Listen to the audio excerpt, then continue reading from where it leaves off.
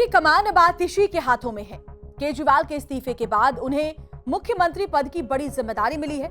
इसके साथ ही वो दिल्ली की तीसरी महिला मुख्यमंत्री बन गई हैं। केजरीवाल के इस्तीफे के ऐलान के बाद उनका नाम सबसे आगे चल रहा था। विधायक दल की बैठक में आतिशी के नाम पर मुहर लग गई।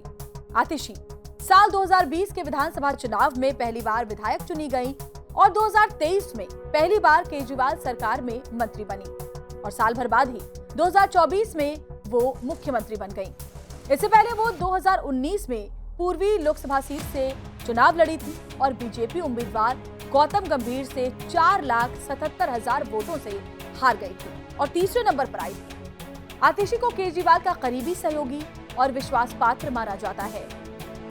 आतिशी के पास इस समय सबसे ज्यादा मंत्रालयों की जिम्मेदारी है और जब मार्च में केजरीवाल जेल गए तब से वो पार्टी से लेकर सरकार तक के मसले पर मोर्चा संभालते देखे गए। अब पार्टी ने उन्हें मुख्यमंत्री पद की बड़ी जिम्मेदारी दे दी है। बता दें कि आतिशी साल 2020 में पहली बार कालकाजी विधानसभा क्षेत्र से विधायक बनी। उन्होंने बीजेपी उम्मीदवार धर्मवीर सिंह को 11,393 वोटों से हराया था। आतिशी का जन्म 8 जून 1981 को दिल्ली में हुआ। आतिशी पंजाबी राजपूत परिवार से ताल्लुक रखती हैं और ऑक्सफोर्ड यूनिवर्सिटी से ग्रेजुएट हैं। उनके पिता का नाम विजय सिंह, जो दिल्ली यूनिवर्सिटी में प्रोफेसर रहे हैं। आतिशी ने स्कूली शिक्षा नई दिल्ली के स्प्रिंगडेल स्कूल से की। उन्होंने सेंट स्टीफेंस कॉलेज में हिस्ट्री से स्टडी की और ऑक्सफोर्ड यूनिवर्सिटी में शेवनिंग स्कॉलरशिप पर मास्टर की डिग्री हासिल की। कुछ साल बाद उन्होंने शैक्षिक अनुसंधान में रोड स्कॉलर के रूप में ऑक्सफोर्ड से अपनी दूसरी मास्टर डिग्री हासिल की। उन्होंने मध्य प्रदेश के एक छोटे से गांव में 7 साल बिताए, जहां वो जैविक खेती और प्रगतिशील शिक्षा प्रणालियों से जुड़ी। उन्होंने वहां कई गैर लाभकारी संगठनों के साथ काम किया, जहां उनकी पहली बार आप के कुछ सदस्यों से मुलाकात हुई और वो पार्टी की स्थापना के समय ही शामिल हो गई।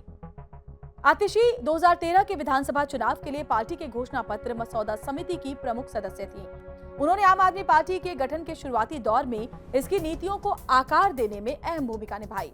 इसके अलावा आतिशी ने पार्टी प्रवक्ता के तौर पर हमेशा मजबूती से अपनी बात को रखा। उन्होंने सिसोदिया की सलाहकार के रूप में भी काम किया और उनकी गैर मौजूदगी में शिक्षा मंत्रालय का काम भी संभाला। हाल ही में जब केजरीवाल तिहाड़ जेल में थे और स्वतंत्रता दिवस पर तिरंगा फहराया जाना था, तब उन्होंने अपनी जगह आतिशी का नाम आगे बढ़ाया था और उपराज्यपाल को चिट्ठी लिखी थी।